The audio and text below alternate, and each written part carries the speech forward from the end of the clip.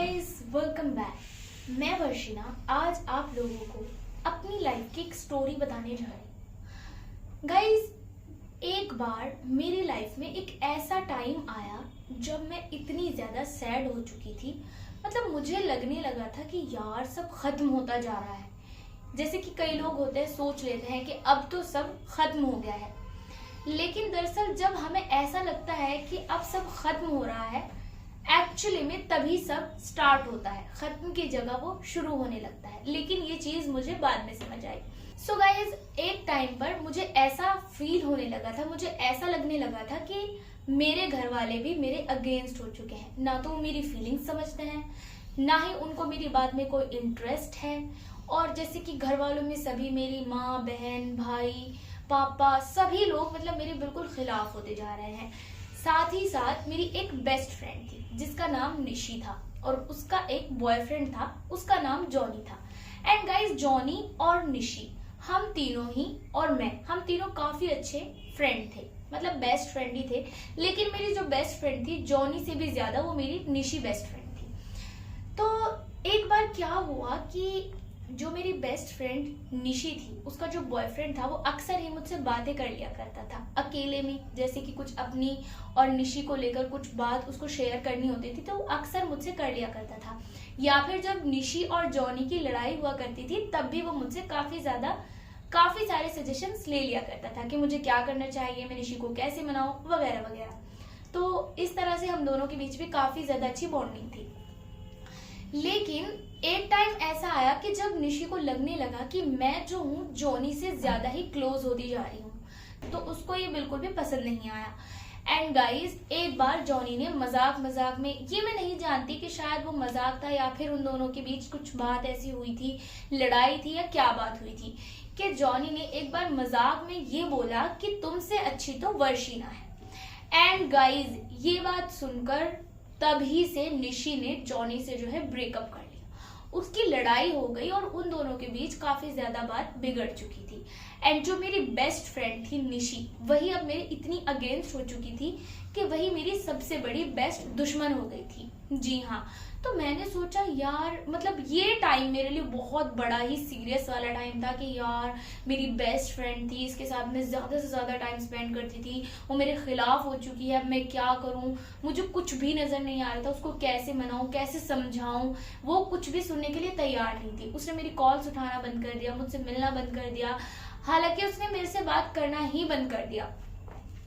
And दोस्तों, फिर मुझे ऐसा फील हुआ कि मैं अपनी लाइफ का 80% टाइम निशी के साथ ही बिताती थी। जैसे कि अगर हमें कहीं बाहर जाना है, तब मैं निशी के साथ जाती थी। हम दोनों साथ में स्टडीज करते थे या खाना भी साथ में खाते हैं। उसके घर कभी मैं चली जाती थी, कभी वो मेरे घर आ जाती थी, तो ऐसे ऐसे ही चलता था। लेकिन जब निशी मुझसे अलग हो गई, मतलब उसने मुझसे बात करना बंद कर दिया, तो मुझे जब भी कुछ काम होता था, मेरा जो हाथ होता था वो अपने आप ही फोन की तरफ चला जाता था कि मुझे निशी को कॉल करना है, हम दोनों को वहां जाना है। लेकिन फिर मुझे याद आता कि निशी ने तो मुझसे बात करना ही बंद कर दिया। फिर मैंने क्या किया, जिस जगह पे मैं निशी को हमेशा अपने साथ जो है रखती थी, उस जगह पे मैं परिवार वालों को रखने लगी। मैंने क्या किया, मैं जहां जहां निशी को लेकर जाती थी या जितना टाइम निशी के साथ स्पेंड करती थी, सारा का सारा टाइम मैं अपने परिवार वालों के साथ बिताने लगी, जैसे कि अपनी माँ के, अपनी बहन के। और मुझे रियलाइज हुआ कि जो मेरे परिवार वाले मुझसे खिलाफ थे, मेरे अगेंस्ट थे, वो धीरे धीरे वापस से मेरे और ज्यादा क्लोज आते गए और मैं उनकी और ज्यादा क्लोज हो गई। एंड गाइस, तब मुझे एहसास हुआ कि यार ये जितना भी रीजन था, मेरे घर वाले जो मुझसे अगेंस्ट थे, उसके पीछे का रीजन ये था कि मैं खुद उनसे दूर होती जा रही थी।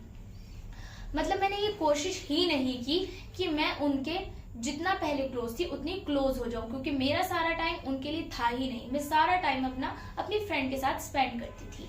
एंड दोस्तों, फिर वो टाइम आया कि जब निशी और जॉनी के बीच जो भी मिसअंडरस्टैंडिंग थी, सब क्लियर हो गई और अब निशी और मैं काफी अच्छी फ्रेंड है एंड बहुत अच्छी हमारी पहले जैसी ही बॉन्डिंग है। और मैं अपने परिवार वालों के लिए भी उतनी ही प्रिय हो चुकी हूँ जितनी की होनी चाहिए थी। ये स्टोरी मैंने उन लोगों के लिए एक्चुअल में बताई है जिन लोगों को लगता है कि वो अब अपनी लाइफ में बिल्कुल ही निराश हो चुके हैं, वो चाहे किसी भी काम में हो, तो वो चाहते हैं कि उस निराशा को कैसे दूर किया जाए। जैसे कि स्पेशली बॉयज जो होते हैं, देखिए हालांकि सेक्सुअल लाइफ सभी लोगों के लिए बहुत ज्यादा इंपॉर्टेंट होती है, लेकिन अगर हम बात करें बॉयज की, बॉयज अक्सर अगर उनको इरेक्टाइल डिसफंक्शन जैसी मान लीजिए प्रॉब्लम हो जाती है, तो ये बिल्कुल ही निराशा का टॉपिक हो जाता है कि वो लाइफ में कुछ कर ही नहीं पाएंगे, किसी भी लड़की के साथ वो पर्सनली जो संबंध होता है वो नहीं बना पाएंगे, और ऐसे में इतने सैड हो जाते हैं, उन्हें लगने लगता है कि वो अब लाइफ में कुछ नहीं कर सकते। लेकिन दोस्तों, हर चीज के लिए, हर प्रॉब्लम के लिए एक सॉल्यूशन जरूर बना होता है।